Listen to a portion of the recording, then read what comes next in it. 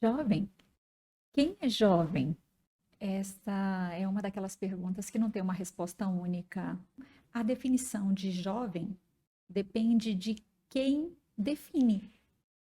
O marcador etário, por exemplo, é muito apropriado quando nos referimos a políticas públicas, por ser um critério objetivo que proporciona parâmetros legais.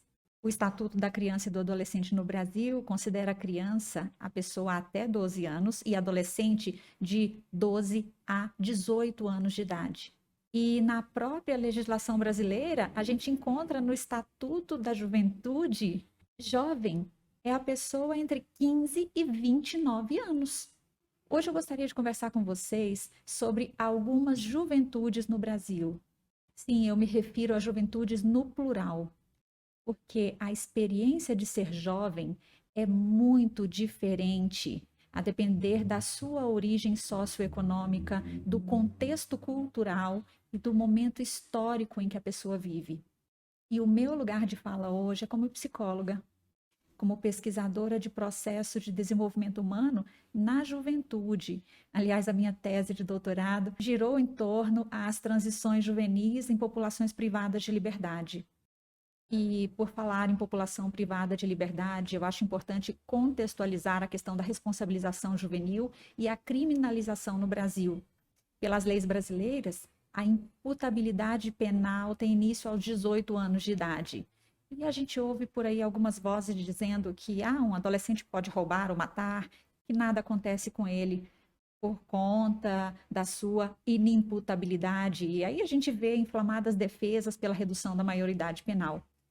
Pois bem, primeiramente, é preciso entender que o adolescente que comete um ato análogo a crime, conforme o Código Penal, é um cliente do sistema de justiça juvenil. O sistema de responsabilidade juvenil vigente no Brasil foi instaurado com a promulgação da Constituição Federal de 1988, que vem acompanhado do reconhecimento da criança e do adolescente como seres dotados de direitos que precisam ser concretizados. A infração juvenil precisa ser entendida desde uma perspectiva sistêmica, assim como quando um adolescente que comete um ato infracional, ele está sujeito ao sistema de justiça juvenil e que às vezes pode inclusive ter sanções mais gravosas do que seria para um adulto que cometesse o mesmo ato. Nós, como sociedade e como Estado do qual nós somos parte, juntamente com a família desse adolescente, temos a responsabilidade pela promoção de direitos a esse indivíduo. E se esses direitos, de alguma maneira, são violados, caberia também a nós uma responsabilização. Uma criança que sofre violência doméstica pode ser retirada da tutela parental. Tudo isso com vistas à sua proteção. Da mesma forma, um adolescente que se encontra sob a tutela do Estado pelo cometimento de uma infração grave, a sua atitude deveria ser entendida não exclusivamente como uma falha individual, mas também reflexo de uma falha nossa como sociedade no cuidado das nossas crianças e adolescentes.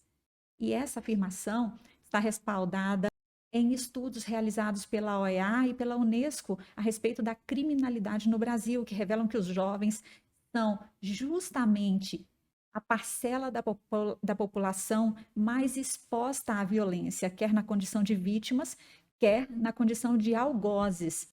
É por isso que essa associação juventude e violência vai ter reflexos na subjetividade e na identidade dos indivíduos que vivem essa relação dialética, que também vai impactar na sua própria percepção do seu lugar no mundo. Em uma visão tradicional da criminologia sustentada nas ideias de Lombroso do século XIX, crime é uma conduta meramente individual que afeta a sociedade. Já a criminologia crítica do século XXI entende que em toda infração há um componente de responsabilidade individual, mas também está presente uma responsabilidade da sociedade que em algo falhou no seu papel de proteger esse indivíduo e garantir a ele o exercício dos seus direitos, de garantir a ele a educação. Alguns autores veem a infração juvenil como uma possível consequência de um acesso desigual às riquezas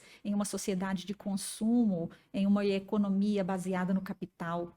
Outros autores veem a infração juvenil como uma das respostas recorrentes da exclusão da juventude à cidadania, o que a própria legislação chama de desvantagem social. Além disso, outra teoria que reflete sobre a identidade infratora de certos coletivos, que é a teoria do labeling approach ou o etiquetamento social. O etiquetamento começa com um processo de fora para dentro e avança para um processo de dentro para fora. Ou seja, em palavras de Yehuda Mihai, quando eu me olho no espelho, eu vejo a face de outros. Ou seja, a ideia que eu faço de mim mesma se constitui primariamente pela forma como os outros me veem. Então, se eu olho para uma criança ou para um adolescente como um perigo para a minha integridade, eu estou imprimindo nessa criança ou nesse adolescente a ideia de que ela ou ele é perigosa. E nas múltiplas vezes em que isso aconteça, esse indivíduo vai reconhecer esse como o único lugar que lhe cabe na sociedade. E é a partir desse lugar que ele vai agir. Então, sim, como sociedade, nós somos corresponsáveis pela infração juvenil. E qual é a nossa pena pela nossa infração? Por não criar as condições para o pleno desenvolvimento das nossas juventudes. Nossa pena termina por sermos vítimas da violência que, de alguma forma, nós mesmos ajudamos a construir.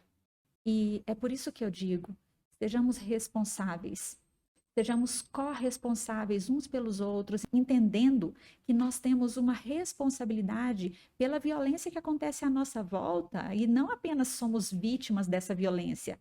Essa também é uma forma estrutural de letaken et haolam, de reparar o mundo em que vivemos, não como um ato isolado e esporádico de fazer tikkun olam, mas como uma construção social. Esse é o meu chamado para a juventude da CIP.